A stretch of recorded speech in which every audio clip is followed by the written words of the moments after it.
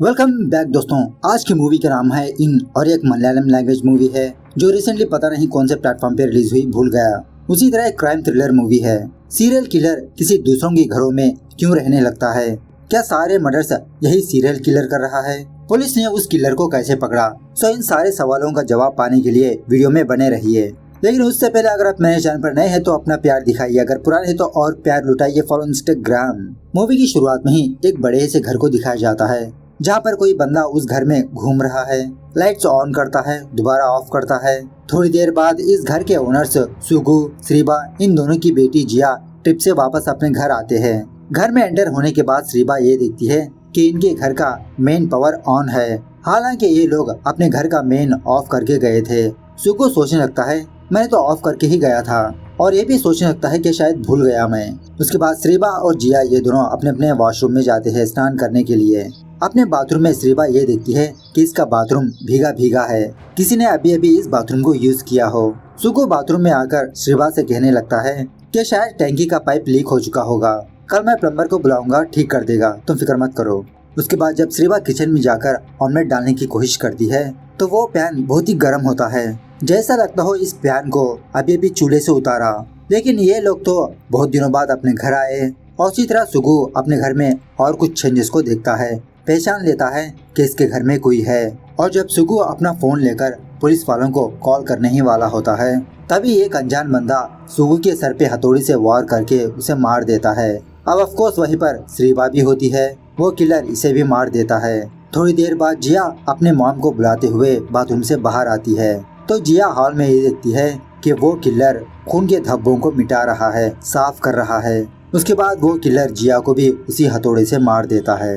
खैर दूसरे सीन में जेनिफर नाम की एक क्राइम जर्नलिस्ट को दिखाया जाता है, यही इस मूवी की हीरोइन है। सुबह सवेरे जब जेन्नी जॉगिंग कर रही होती है, जेन्नी को सुगु की फैमिली के बारे में पता चलता है कि किसी जगह पर कुछ क्राइम हुआ।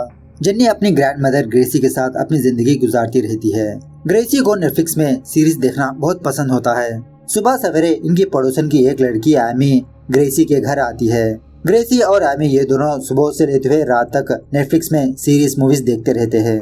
इस तरफ पुलिस ऑफिसर्स अय्यप्पन और अनवर ये दोनों क्राइम स्पॉट जाते हैं। पता चलता है कि 7 दिनों से इन तीनों की डेड बॉडीज यहीं पर मौजूद है, इसी घर में। फॉरेंसिक वालों को क्राइम स्पॉट पर कुछ सिगरेट के टुकड़ों को, फुटप्रिंट्स को, खून के धब्बों को देखते हैं। इंस्पेक्शन करने के बाद वो फॉरेंसिक वाला बंदा अय्यप्पन से कहने लगता है क्राइम करने के बाद वो किलर घर को साफ करके गया। साफ मतलब सबूत मिटाने का साफ नहीं, जैसे क्लीनिंग लोग करते हैं ना घर की सफाई, ऐसी सफाई करके गया। उसके बाद उसी घर में एक काम करने वाला बंदा अय्यप्पन से आकर अपना स्टेटमेंट देता है, सर कुछ दिनों पहले मेरे साहब ट्रिप पे गए थे, वहीं से ही मुझको कॉल किया था कि 2 दिनों बाद हम वापस घर आएंगे, तब तक तुम घर को साफ करके रखना। लेकिन 1 हफ्ता गुजरने के बावजूद भी साहब की तरफ से कोई भी कॉल नहीं आया। तो जब मैं घर आया तो मैंने इन तीनों की लाशों को देखा। उसके बाद अय्यप्पन और अनवर ये दोनों मीडिया के सामने आते हैं और अब तक जो डिटेल्स है वो बताने लगते हैं। यह सुनने के बाद जेन्नी अय्यप्पन से सवाल करने लगती है, सर लास्ट मंथ जॉन की फैमिली भी ऐसे ही मर गई, देखा जाए तो वो मर्डर्स करने वाला, ये मर्डर्स करने वाला एक ही बंदा है। कब तक आप पुलिस वाले इन्वेस्टिगेशन करेंगे? जब तक आप इन्वेस्टिगेशन करोगे दूसरी फैमिली मर जाएगी। लेकिन अय्यप्पन कुछ भी जवाब ना देते हुए गुस्से से वहाँ से चला जाता है। उसके बाद जेन्नी अपनी फ्रेंड के साथ पोस्टमार्टम रिपोर्ट के लिए मॉर्चरी रूम के बाहर वेट करती रहती है। इसी दरमियान में जेन्नी की फ्रेंड सिगरेट पीने लगती है। वही दूरी पर 2 बंदे होते हैं, एक बंदा कार में बैठा हुआ और शायद दूसरा उसका ड्राइवर, या आई डोंट नो। ये दोनों जेन्नी के फ्रेंड को कुछ अजीब से देखने लगते हैं। जेन्नी की फ्रेंड जेन्नी से कहने लगती है, देखा जब लड़की सिगरेट पिएगी तो अजीब निगाहों से देखेंगे, जैसा लगता हो मैंने कुछ पाप कर दिया। खैर थोड़ी देर बाद मार्चुरी में काम करने वाला एक बंदा सीक्रेटली जेन्नी से आ मिलता है, कहने लगता है कि मैडम पुलिस इस केस को लेकर बहुत सीरियस है, सोच रहे हैं कि मीडिया के सामने न्यूज ना लीक हो। मर्डर हुए तकरीबन 5 या 7 दिन हो चुके होंगे। इन दोनों के सर पर बहुत बड़ा घाव है। लास्ट मंथ भी एक फैमिली मर गई थी ना, उस फैमिली को मारने का मेथड और इस फैमिली को मारने का मेथड कंपेयर किया जाए तो किलर एक ही हो सकता है। फोरेंसिक वालों ने कुछ फोटोज को लिया था, वो भी मेरे पास है, मैं आपको पर्सनली वो फोटोग्राफ्स दूंगा। इन्फॉर्मेशन जानने के बाद जेन्नी उस बंदे को थैंक्स कहते हुए कि मैं आपको पैसे आपकी वाइफ के जीपे में कर दूंगी। रात होने के बाद जेन्नी अपने घर में लास्ट मंथ हुए मर्डर्स का और सुगु की फैमिली के मर्डर्स का इन्वेस्टिगेशन करने लगती है। इन दोनों मर्डर्स में कंपेयर करने लगती है क्या सिमिलैरिटीज है। तभी जेन्नी की फ्रेंड जेन्नी को कॉल करके एक गुड न्यूज सुनाती है। मतलब कुछ दिनों पहले जेन्नी ने सीरियल किलर्स पर एक आर्टिकल लिखा था, वो आर्टिकल अप्रूव हो गया पब्लिश के लिए। यह सुनने के बाद जेन्नी बहुत खुश होती है। यही गुड न्यूज जब जेन्नी ग्रेसी को सुनाने के लिए जाती है, उस वक्त ग्रेसी और एमी ये दोनों नेटफ्लिक्स में सीरीज देख रहे होते हैं। सुबह होने के बाद फॉरेंसिक वाला बंदा अयप्पन और अनवर के पास आकर ये बताने लगता है, हमने वॉशरूम में टॉयलेट का भी सैंपल लिया था। टेस्ट करने पर यह बात पता चली कि वो टॉयलेट फ्रेश है। मतलब पुलिस आने तक भी वो किलर उसी घर में मौजूद था। उसी वक्त अयप्पन का हायर ऑफिसर अयप्पन को कॉल करके ये बताने लगता है कि अब तक 2 फैमिलीज मर्डर का शिकार हुए। मेरे ऊपर प्रेशर बढ़ रहा है। अयप्पन फटाफट से तुम इस केस को क्लोज कर दो। कुछ दिनों बाद तुम रिटायर होने वाले हो। अगर तुमने ये केस सॉल्व नहीं किया तो तुम डॉग स्क्वाड में चले जाओगे। उसी रात किलर मेरी नाम की एक बूढ़ी औरत के घर में जाता है। मेरी अपने घर के दरवाजे खुले देखती है, समझने लगती है कि शायद हवा की वजह से दरवाजे ओपन हो गए। तभी ग्रेसी मेरी को कॉल करती है। मतलब ये दोनों फ्रेंड्स होते हैं। कॉल में भी ये दोनों नेटफ्लिक्स के सीरीज मूवीज के बारे में बात करते रहते हैं। लेकिन वो किलर ऊपर वाले कमरे में जाकर उस छोटे से कमरे को साफ करने लगता है। उस कमरे के बिखरे हुए चीजों को ठीक करने लगता है। इस तरफ मेरी अपनी टीवी में हॉरर मूवी देखती हुई डरती रहती है। लेकिन ऊपर वो किलर स्नान करके वही के ही एक कपड़े पहन लेता है। कपड़े पहनने के बाद वो किलर हॉल में से ही ऊपर वाले कमरे में जाने लगता है। लेकिन बेचारी मेरी नेटफ्लिक्स में बिजी रहती है। उसकी नजर उस किलर पर नहीं पड़ती। खैर दूसरे दिन जेन्नी किसी काम से पुलिस स्टेशन जाती है। तभी अयप्पन जेन्नी को देखता है, सोचने लगता है कि इसी लड़की ने उस केस के बारे में बहुत सारे सवालात किया, बहुत तंग किया इसने मुझे। सो अयप्पन अनवर को बुलाकर कहने लगता है, वो देखो उस लड़की की गाड़ी को दोनों मिरर्स नहीं है। ट्रैफिक पुलिस वाले को बुलाकर उस लड़की का चालान काटो। अनवर उसी तरह से एक ट्रैफिक पुलिस वाले की मदद से जेन्नी का चालान काटता है। और जब अयप्पन अपनी गाड़ी में बाहर जा रहा होता है, जेन्नी अयप्पन का रास्ता रोककर इससे कहने लगती है, मुझे चालान काटा, चलो ठीक है। उस सीरियल किलर के केस में भी ऐसे ही सिंसियरली वर्क करिए। उस किलर को पकड़कर अपनी सिंसियरिटी दिखाइए। उसके बाद अयप्पन और अनवर ये दोनों चर्च के फादर साइमन के घर जाते हैं, क्योंकि साइमन ने इन दोनों को यहाँ पर बुलाया। कहने लगता है, मैं कुछ दिनों से मेरे घर में मौजूद नहीं था। मेरी माँ मेरे इस घर में अकेली रही। अपने घर में वापस आने के बाद मैंने ये देखा कि मेरे पुराने कपड़े किसी ने इस्तेमाल किया।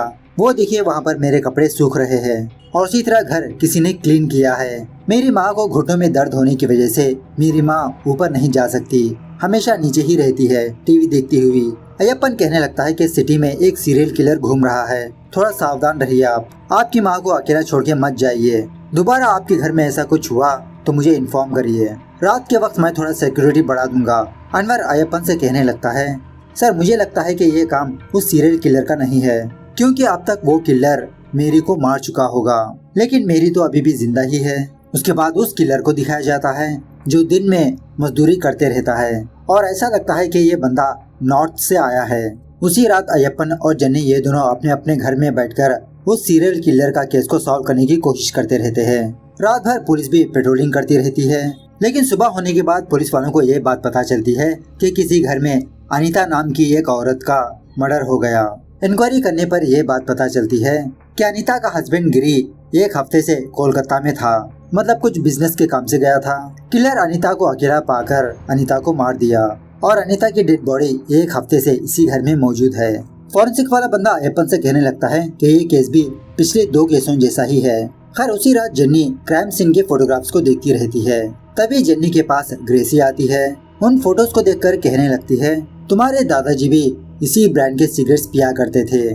फॉरेन कंट्री से ये सिगरेट्स मंगवाते थे तुम्हारे दादाजी। सो तभी जेन्नी इन फोटोग्राफ्स को बहुत ही डीपली ऑब्जर्व करती है और ये बात पता चलती है कि पिछले 2 केसेस में किलर मामूली सिगरेट्स को पिया था, लेकिन अनीता के केस में वो सिगरेट अलग है। सो जेन्नी फौरन मॉर्चरी रूम में काम करने वाले बंदे को कॉल करती है। अनीता के पोस्टमार्टम रिपोर्ट के बारे में पूछने लगती है।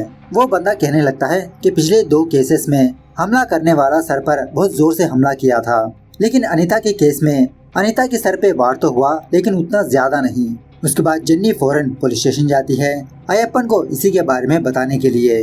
कहने लगती है कि अनीता का मर्डर उस सीरियल किलर ने नहीं किया। अनीता के केस में सिगरेट्स के टुकड़े फॉरेन ब्रांड के हैं, सो इस केस को थोड़ा अलग से इन्वेस्टिगेशन करना पड़ेगा।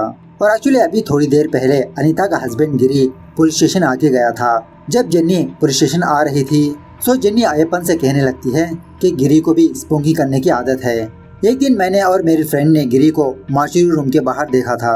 शायद अनीता का किलर उसी का हस्बैंड है। सो अयप्पन जेन्नी को वहाँ से भेजकर उस दिन के मॉर्चरी रूम के सीसीटीवी फुटेज को देखने लगता है। सो सीसीटीवी फुटेज से ये बात पता चलती है कि गिरी उसी ब्रांड का सिगरेट पीता है। फौरन अयप्पन गिरी को इंट्रोगेशन के लिए पुलिस स्टेशन बुलाता है। कुछ सवालात करने पर गिरी अपना जुर्म कबूल कर लेता है।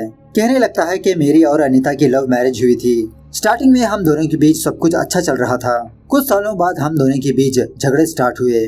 मैं भी इन झगड़ों को लाइटली लिया करता था, लेकिन रिसेंटली जब हम दोनों के बीच झगड़ा हुआ तो इत्तेफाक से अनीता के सर को चोट लग गई। बेचारी मर गई। मैं उसे मारना नहीं चाहता था। फॉरेंसिक टीम में काम करने वाला एक बंदा मुझे पता है। उससे बात करके मैं सीरियल किलर के डिटेल्स को पता किया।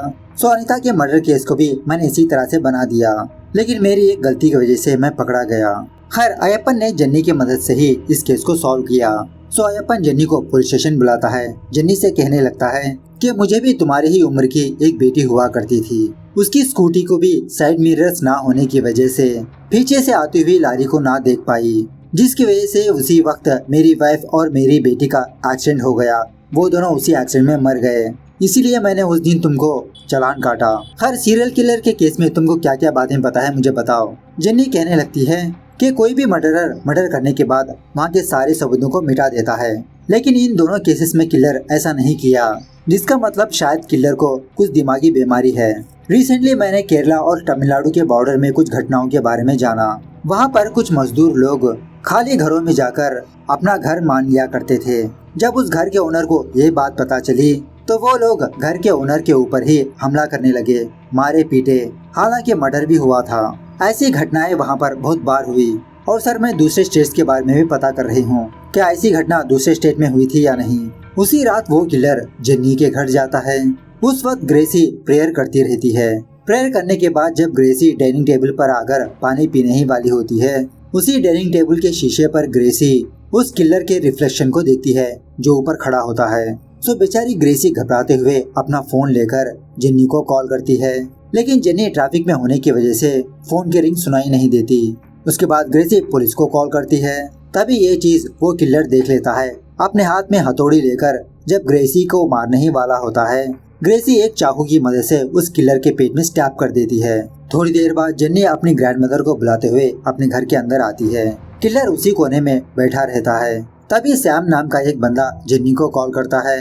कहने लगता है कि तुम्हारे बताए हुए तरीके पर मैंने दूसरे स्टेट्स पर भी इंक्वायरी किया। कुछ सालों पहले बेंगलुरु में ऐसी एक घटना हुई थी। उस केस में पुलिस वाले अभय नाम के एक बंदे को गिरफ्तार किया था। 2 साल के बाद अभय जेल से रिहा हुआ। अभय का कन्फेशन स्टेटमेंट मैंने तुमको ईमेल कर दिया। सो जेन्नी फौरन अपना ईमेल ओपन करके उस वीडियो को प्ले करने लगती है। उस वीडियो में ऑफकोर्स वो किलर होता है। अभय कहने लगता है कि उन सारे लोगों को मैंने ही मारा। मैं एक मामूली सा मजदूर हूँ साहब। मेरा भी ख्वाब है कि मैं बड़े बड़े घरों में रहूं, लेकिन मेरे पास इतने पैसे नहीं। सो मैं अपने मनपसंद के घर में जाने लगा तो मैंने ये देखा कि उस घर के लोग अपने घर को बहुत ही गंदा रखते हैं। सारी चीजें बिखरे पड़े होते हैं। मैंने ऐसे घरों को साफ किया, लेकिन उस घर के ओनर्स मुझे देखकर पुलिस को कॉल करने लगे। आखिरकार मैंने क्या गलती की, किसका बिगाड़ा? इसीलिए जो लोग पुलिस को कॉल करते हैं मैंने उन सारे लोगों को मार दिया। अब वही सारी बातें अभय सुन रहा होता है। सोच लेता है कि ये जेनिफर को भी मार देगा। इस तरह से अभय हथौड़ी लेकर बाहर जाता है और उस वक्त जेन्नी और अभय ये दोनों ऑपोजिट साइड में होते हैं, मतलब दूसरे कमरे में। जब जेन्नी अपना फोन लेकर पुलिस को कॉल करने ही वाली होती है, अभय फौरन जेन्नी पर अटैक करता है। इन दोनों के बीच बहुत लंबी हाथापाई होती है। जेन्नी उस किलर से छुपने के लिए जब किचन में जाती है तो किचन में ग्रेसी की डेड बॉडी होती है। थोड़ी देर बाद जेन्नी अपने स्मार्ट वॉच के जरिए से अयप्पन को कॉल करती है। अयप्पन ट्रैफिक में होने की वजह से फोन की रिंग को नहीं सुन पाता। सो जेन्नी अयप्पन को मैसेज करती है कि वो किलर मेरे घर में मौजूद है, आप फौरन आइए, हेल्प। और जब अयप्पन जेन्नी को कॉल करने ही वाला होता है, वो किलर जेन्नी का फोन लेकर स्मार्ट वॉच से डिस्कनेक्ट कर देता है। और थोड़ी देर बाद इनकी पड़ोसन एमी जेन्नी के घर आती है। एमी को अपने घर में देखकर जेन्नी मजबूरन किचन से बाहर आती है एमी को बचाने के लिए, लेकिन वो किलर एमी को पकड़ लेता है। उसी हैमर से एमी को भी मार देता है। और जब वो किलर जेन्नी को मारने वाला होता है, जेन्नी इससे बचने लगती है। इन दोनों के बीच बहुत हाथापाई होती है। फाइनली जब वो किलर जेन्नी को हथौड़ी से मारने ही वाला होता है, तभी वहाँ पर अयप्पन आता है। अपनी गन की मदद से उस किलर पर गोलियां चलाने लगता है। वो किलर वहाँ से भाग जाता है। थोड़ी देर बाद एम्बुलेंस वहाँ पर आकर जेन्नी को हॉस्पिटल ले जाने लगते हैं। तभी कुछ लोग रास्ते में उस एम्बुलेंस को रोक लेते हैं। कहने लगते हैं कि सर पता नहीं कोई बंदा जब भाग रहा था एक गाड़ी इसको ठोक के चली गई। सो अनवर उस बंदे को भी एम्बुलेंस में ले लेता है। मतलब जब किलर पुलिस से भाग रहा था एक गाड़ी ने आके इसको ठोक दिया।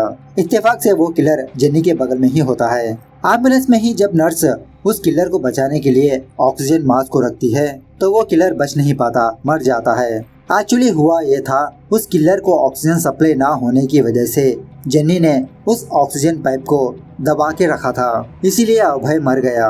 इस तरह से ये सिंपल मूवी यहाँ पर दी एंड होती है। मूवी सिर्फ 1 आवर 24 मिनट्स की है। खैर मूवी कैसे लगी कमेंट करके बताना जरूर। मिलते हैं अगली वीडियो में, तब तक take care, bye bye, see you soon.